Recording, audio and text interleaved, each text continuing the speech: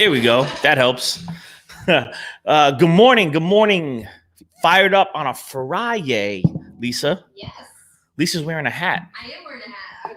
I'll tell you why later. You want to show everybody your hat? Sure. Actually, before we bring Mel on? Yeah, look at Lisa. Lisa's got a pizza hat on. I got a pizza hat. It's got pizza on it. It's very appropriate for branding. Yes, it is. So we're fired up on a Friday. We got much to get to, much to talk about. We have a special guest today who is in the green room right now. Yes, the green room. He's in the green room. We're going to bring him on. I guess we're not going to delay, Lisa. Sure. So, ladies and gentlemen, let's give a round of applause digitally, I guess, for Mel Steves, JMC Food Equipment. There he is. Happy Friday, everybody. How's everyone doing today? Pretty good. Pretty good. How are you? I think it's Hat Friday. I'm wearing my hat as well. There you go. Representing Tampa Bay a little bit. I'm down here in sunny Tampa Bay. All right. Tampa Bay fan. We got some good teams going on right now down here. But the pizza hat, I like it, Lisa. I like it. I might have pizza tonight now. we have pizza a little too much over here. Pizza every day. I actually had pizza last night again. So did I. I can't stop eating it. Same here. Well, I just want to let you know, Rich, we're all fans here at JMC with what you're doing. We love what you're doing here on YouTube and your channel and everything. So thank you. Just want to let you know that. But appreciate you having me on here today. And, our industry's booming. We got a lot of obstacles. It's great that, you're doing what you're doing. We're out here talking about it. Right. Now is a great time to get into our industry because our industry is lacking a lot of help and service. Oh, yeah. And I know you reiterate service, but we focus a lot on that with JMC with our products. Yeah. Making sure the end users and our customers aren't down long. People get up and back in service.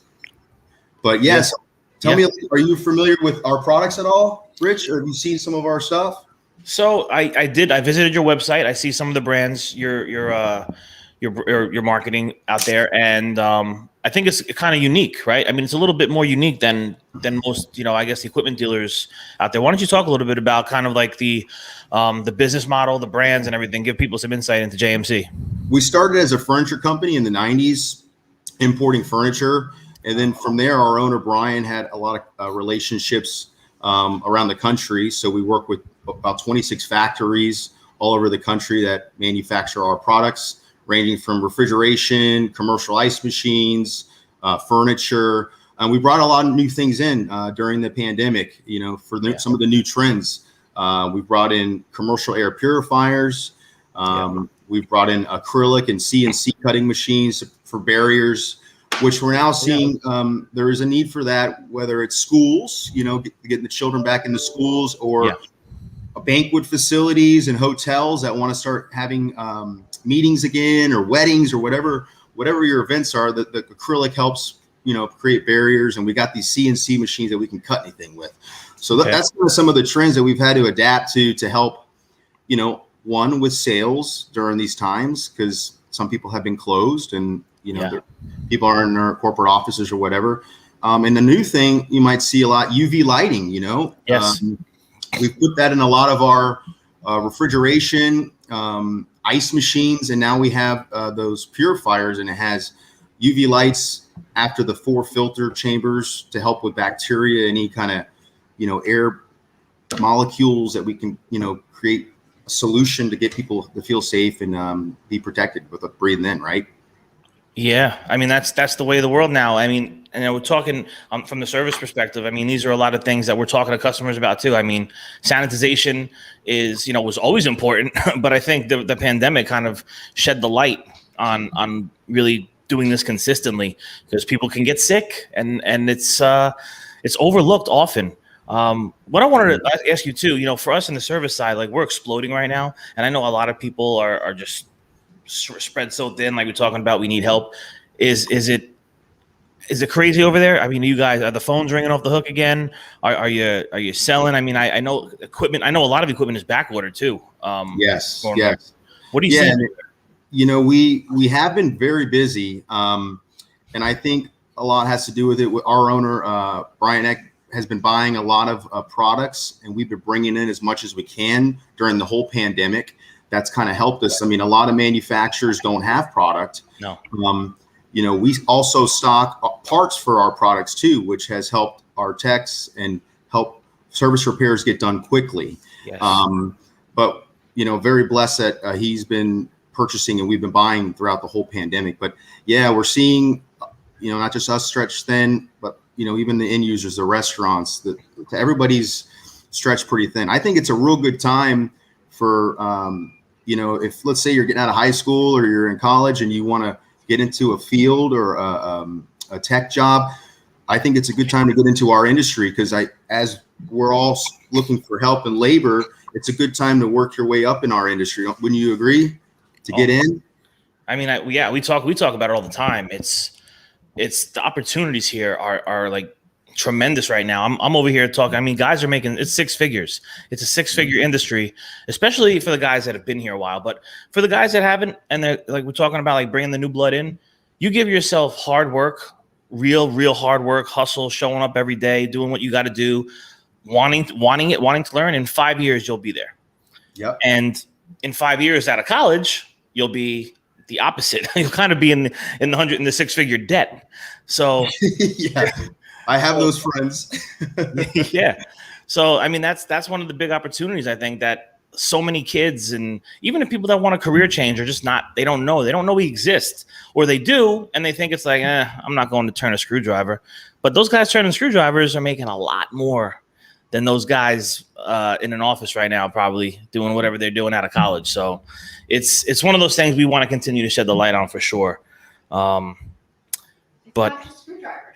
it's not just screwdrivers anymore. It's right. It's tablets. It's technology. I mean, there's a lot of interesting things going on, and there's a lot of companies out there. I mean, we're starting to do installations that are way out of our area. We're quoting things that are, guys are going to get to travel and see the world. Maybe. Yeah. I mean, so it's super interesting. Now we're talking about pandemic. Not to go backwards, but how because I always love to know like what happened last March for you guys. I mean, what did you do? I know we had to furlough a lot of our people for at least a few weeks, and we did a lot of different things to get our asses back up in gear by last summer. How did you guys fare through it? It's funny. A lot of our customers, distributors and dealers, some people had to furlough. Some people, we actually were able to bring some people on. We got busier last year due to some of the products that we pivoted with that we saw the trends with the purifying, the UV lighting, and the acrylic. So we've brought some people on. We made some new positions. We have 2 warehouses, one in New York and one in Florida.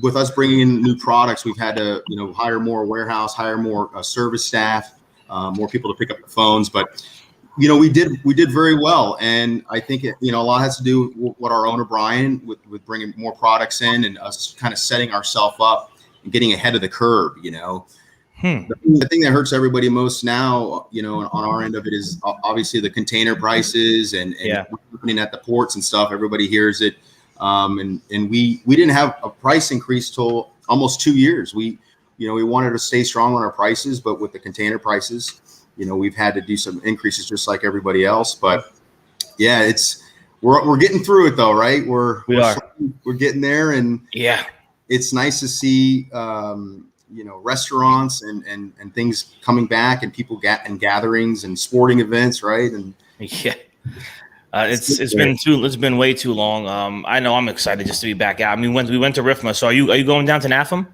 Thinking about it, I saw your RIFMA video. That was great. But yeah, I think I'm going to head out there or up there and just go see some old friends, Yeah. There's so many people I've been waiting to see and talk about what we've been doing and just face to face, Oh yeah. No, I know. So let me talk. So this is a lot of talk. I'm talking with some things, education to the end user on equipment sales, because it's one of these big things that's been going on in the Fed group. And I just had a post on LinkedIn about it. Excuse me. So when you guys are out there selling, you got your sales teams and selling. When you're getting across from a customer, one of the things our technicians are like, oh, they sold them the wrong thing or they sold them this. We don't say that to the customer. We come back in house like this guy's it's never going to work. What are your thoughts on educating the end user during the sales process? Obviously, you want to listen to your end user. You want to listen and see what kind of operation. Put yourself in their shoes. Look at their menu. Just really evaluate their operation. I think, we know the things that we want to sell and all that, but sometimes each location is different. You got to make yourself a chameleon and put yourself in those end user shoes to see what's going to best fit them, whether it's best fitting them for labor costs, best fitting them for their menu and production of food. How much do they need to produce per hour to facilitate their seats and all that? So it's just putting yourself in your customer's shoes, listening. Sometimes people oversell it. They talk too much. And I know how you express listening is a big thing. It is. You need to listen to your customer and kind of see what they're trying to accomplish. And solution selling. You never want to sell something somebody doesn't need, too less of something. You want to sell them a solution that's going to help them produce at their facility. That's kind of how we do it here at JMC. We listen to the customer and we find out the best solution that fits them and their needs. Yeah. And then on the other opposite spectrum of like the install and like total cost of ownership on this equipment, are you guys using certified installers? Maybe you have your own installers and service on staff. How are you kind of getting to that point? Because we roll into sites so many times. We have to do site surveys, and the customer had no idea that they were going to have to upgrade electric and plumbing and all these. And all of a sudden, it's like, well, now you're going to get a bill from a plumber and electrician, and it's going to cost you another $8,000 to upgrade all this stuff. So yeah, are you guys? Are you guys using your own staff, your own team? Are you outsourcing that to service companies like mine, maybe? And we'll talk a little bit to that. Maybe that effect. We have some of our own team. Everybody's certified. We outsource a lot. If we're working with a larger distributor, we try and work with their equipment division. Obviously, with any job, there's always 5 to 10% chance there's going to be some gremlins or some things you run into. We try and always be upfront with people in our projects that we're doing with our distributors and techs, but.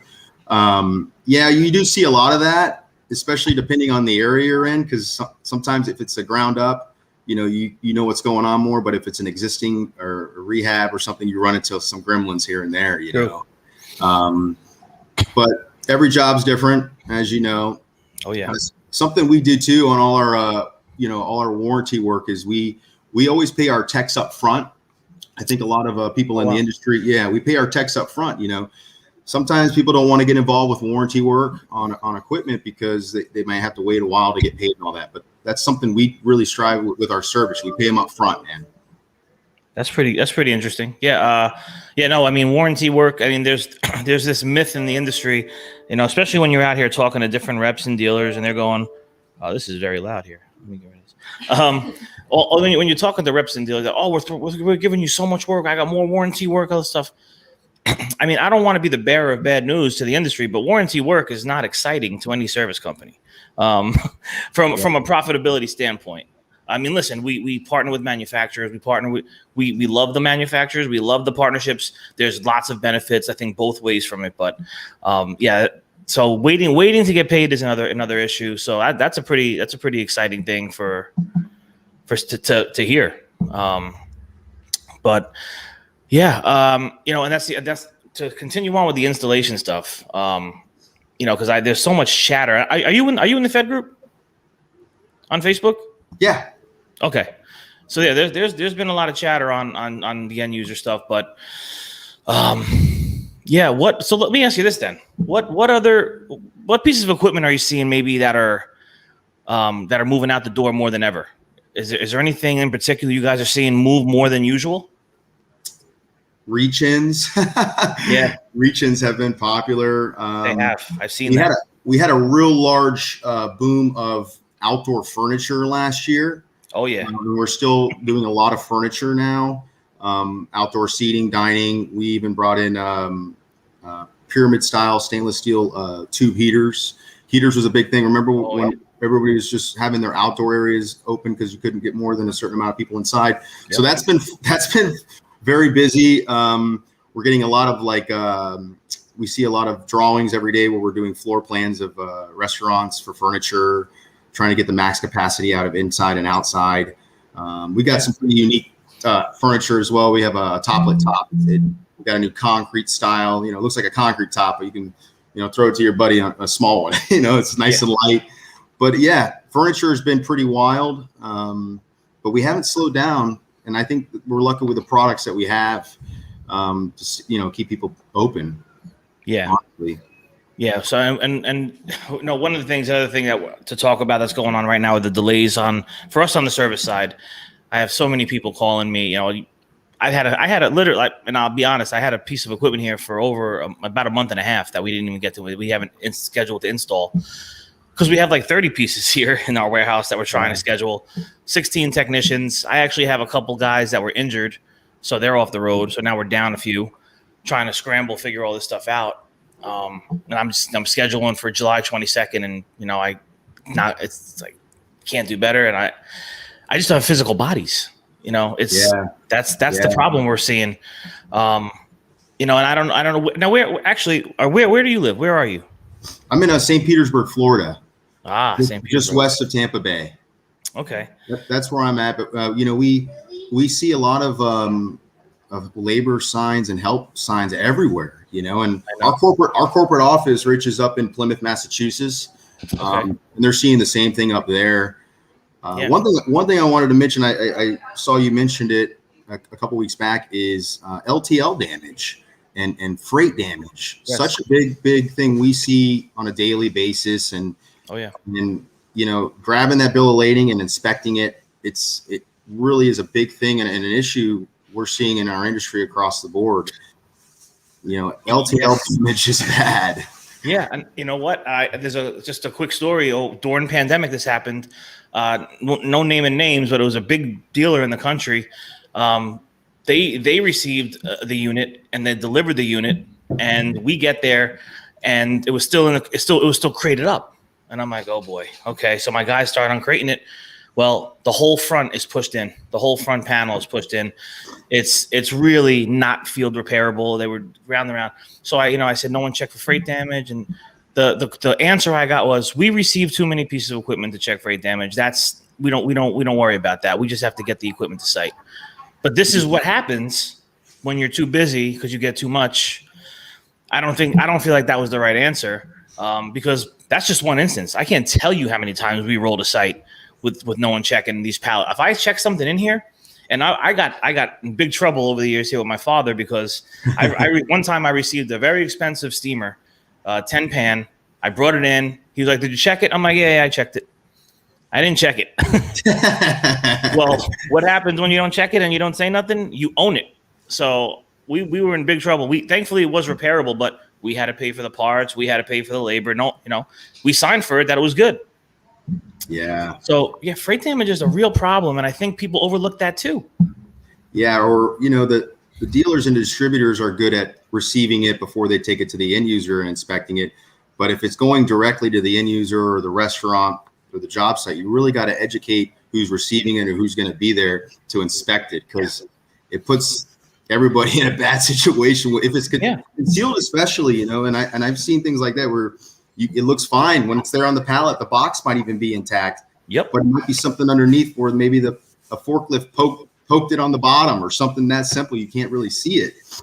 But LTL damage is a big thing, and it's difficult educating people to look for it. And the drivers sometimes they're hustling and they're going. Yeah. Yeah, and it's not the driver's fault, right? I mean, it definitely is. Like for here, when we receive something, we just cut the film off, pop open the box, kind of look in there as best we can. All right, everything looks good. Then we close it back up. We can bring it back in now. Like you said, it makes everyone look bad. Like if I roll to site, whether I'm delivering it or it was delivered already, and we're the ones uncrating it, the customer. The one thing that's really sucks for us is we're the last people that they see. So now it's Malachi's fault. It's all us, because shit, runs downhill. We're at the bottom here doing the install. We're the last piece of the puzzle. And I mean, I can't tell you how many times Malachi sucks. I'm like, we suck. Yeah. So I mean, these are things that need to be educated on in the field when it's being sold. Hopefully we'll get there. I know I plan on doing videos. We're going to do a lot more videos. So hopefully we'll get to the right eyes. Now you're going to think of me on your next piece. If it comes to damage, you're going to do an extra inspection and have the team do it. Yeah, we should plan to do some of these videos. Absolutely. Yeah. We spent a little extra time and money on extra packaging and extra pine and wood on our crates.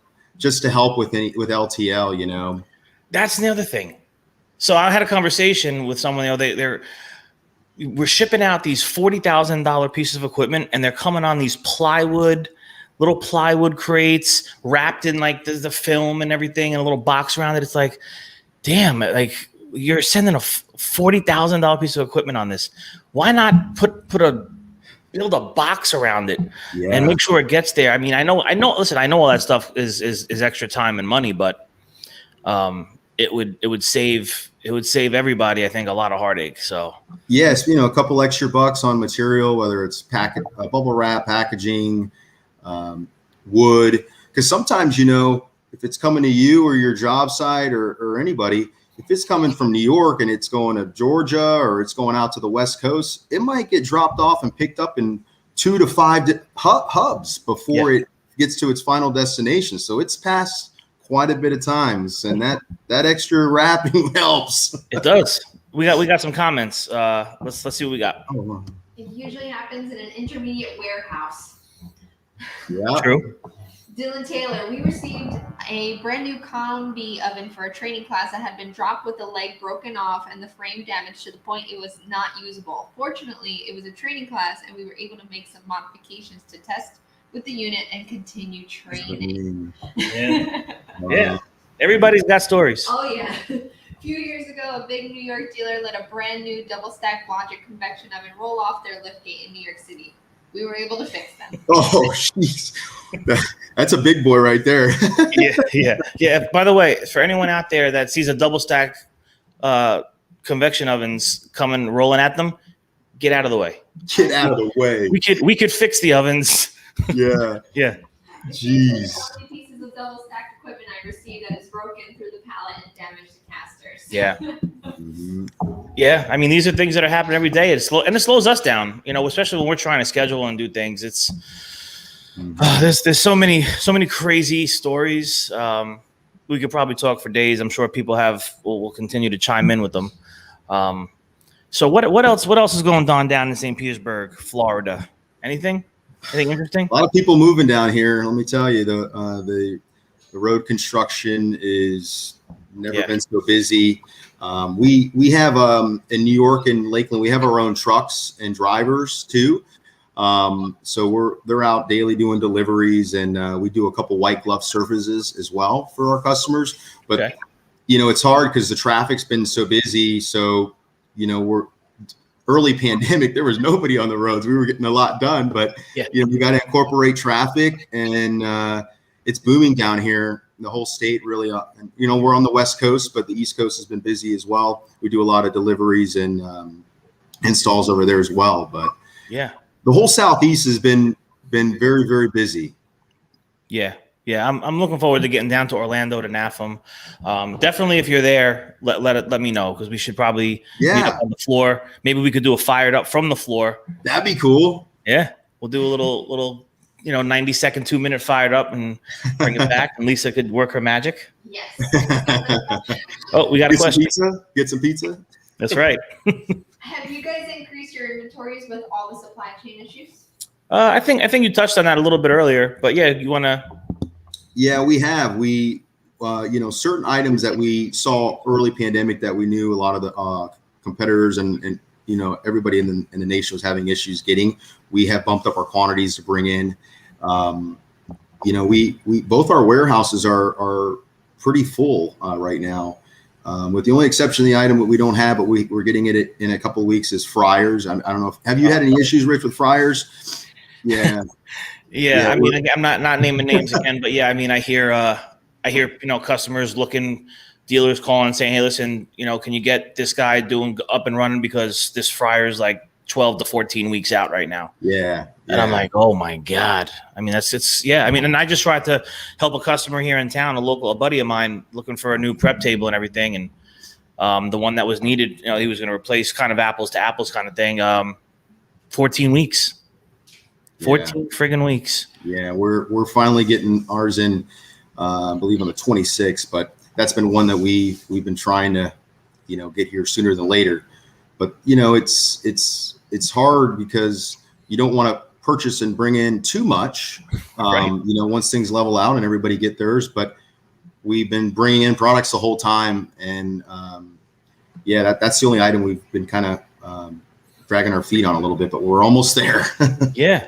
I think and that's the thing. Like, I think I like to continue to put out there the positive vibe, like, and maybe you want to, double down on that positive vibe. I mean, we're going to get there, right? Yeah. I mean, the world exploded all at the same time. What did anybody really expect? I mean, it's not just the equipment. I mean, parts distribution is tough now too. So many things are out of stock. Manufacturers don't have parts. The parts distributors don't have parts because, well, everybody needed the same thing and everyone ordered it.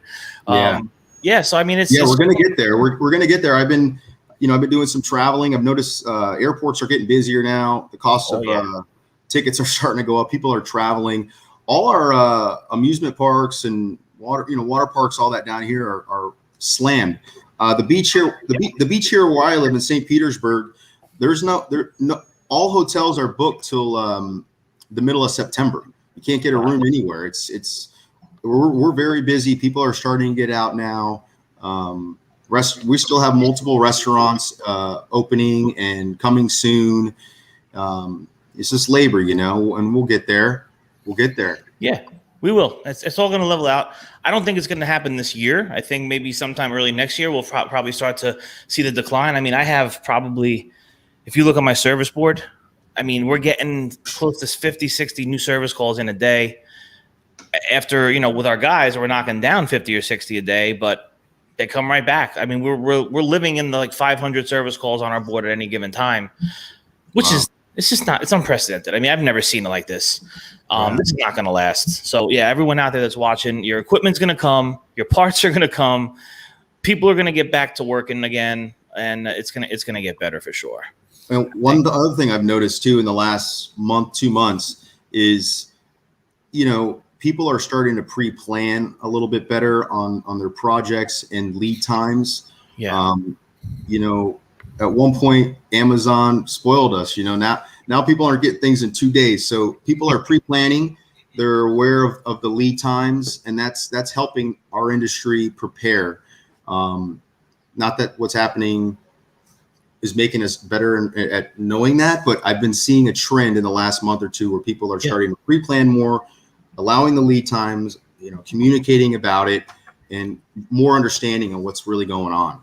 Yeah, I have to agree. I think it was tough right after Memorial Day, but as we get kind of midsummer now, I think people are, like you said, people are starting to plan a little ahead. They're understanding more. When people are calling here and I'm saying, I can't give you tomorrow or the next day, I can give you about a 5 to 7 day lead time right now on your repair. Now this is non-emergency critical stuff.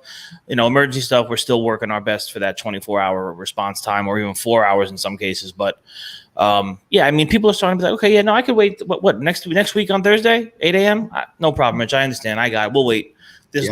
But you go back to Memorial Day weekend area. They're like, get the fuck out of here. We're not waiting. What do you, son of a.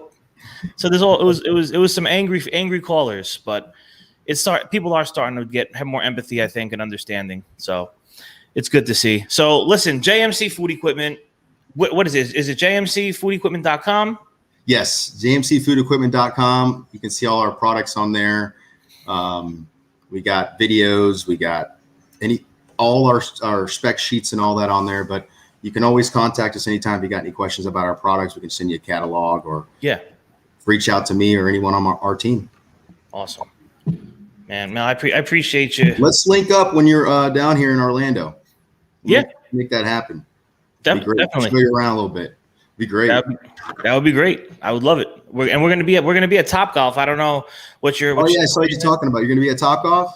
We're putting a Fed event on, sponsored by Electrolux Professional. So we're gonna have limited tickets. I don't know if you're gonna be around, but once we release that, they're probably gonna go fast. So I'll pay attention. I'd love to be there.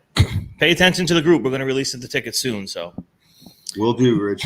All right, brother. I thank you very much for joining me and taking time. Thank you very much. Thanks, guys. Have a great day.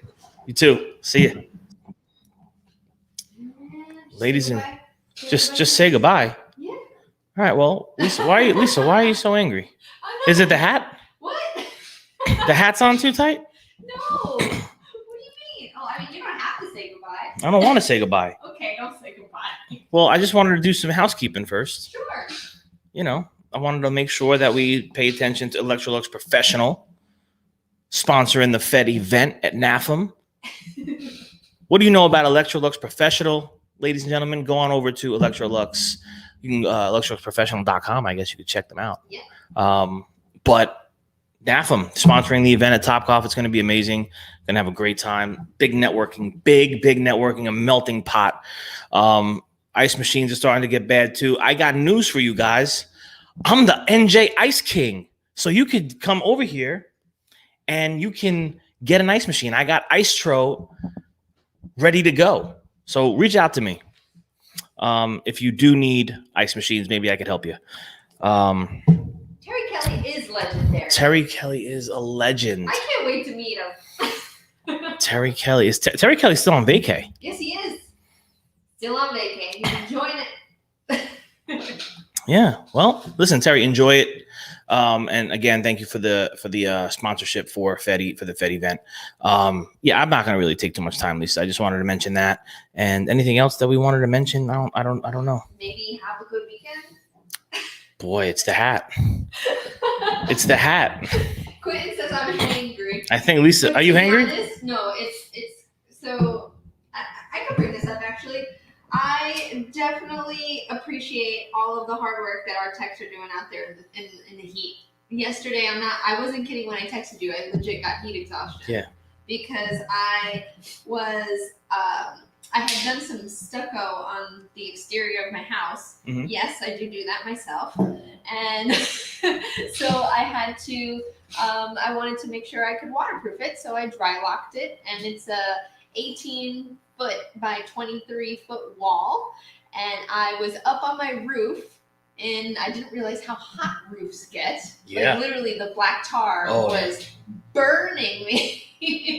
And so I was painting outside for most of the day, direct sun, and I actually got heat exhaustion. Wow. I got a migraine. I was definitely dehydrated. I was pretty close to going to the emergency room, but I told my husband, "Don't you dare take me to the damn hospital." I just took some painkillers, drank a lot of water, rested, and that's why I'm angry. Plus, I got all these mosquito bites on me that are so itchy. Oh boy! But that was my day. Yeah. Taz is going on vacation. Whoa, Taz, where are you going, my friend? You didn't divulge this to us. And Vinny says vacation. What's that, LOL? Yeah, I know. It's true. I mean, it's tough to take a vacation, especially when you're running a service desk. It's hard to walk away from it because I think you worry about because you're running the board so much and you're so connected to it. It makes you a little nervous to leave it, and then it makes you a little nervous to worry what you're going to walk back into 7 to 10 days later. Exactly. So there's a lot of. I used to be very nervous. I know my father. I was talking last night about this. My father didn't really take vacations. And if he did, he would come 2 days in, and he would go home. I gotta go. There's too much going on. I gotta go. So he would always leave. That's the nature of this business, I think. But we do need time. We have to. Live our life a little too. We have to stop and smell the roses, as they say. It's important because you're playing the long game here. If you're playing for longevity, you're never going to make it if you don't take time for you. So that's that. Friday, I hope you guys have a great weekend. I think it's going to be another hot one. It's going to be, well, yeah. Is it going to rain? Again? Yeah, it's going to rain. All it does is rain here. It rained yesterday. Yes.